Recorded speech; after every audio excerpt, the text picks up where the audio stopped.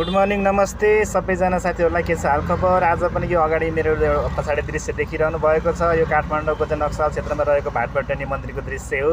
यहाँ हामी सधैँ जसो यहाँ उपस्थित हुने गर्छौँ। हाम्रो ड्युटी यही क्षेत्रमा पर्छ। यहाँलाई मैले देखाएँ, बिहानै पनि दर्शन गराएँ, दर्शन गर्नु होला। यो मन्दिर एकदमै प्रख्यात छ। यहाँनिर दर्शनार्थीको सधैँ घुइँचो लाग्ने गर्छ, तर आज चाहिँ बर्खा भए पनि चिसो भएको कारणले गर्दाखेरि अलिकति उपस्थिति कम देखिएको छ होइन।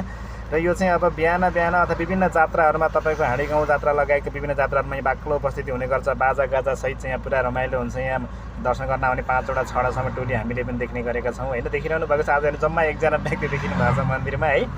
तर पनि केही छैन, अब मौसमले गर्दा साथ नदिन सक्छ, कहिलेका समय नपुग्न सक्छ, के हुनसक्छ। यहाँहरू दर्शन गर्नु होला, समय पुग्छ भने पक्कै पनि यहाँहरू पनि यो मन्दिरसम्म आउन सक्नुहुन्छ होइन। अब हामी त्यसमा पनि म पनि चाहिँ एउटा ड्युटीको क्रममा पनि कहिलेकाहीँ आउने गर्छु होइन।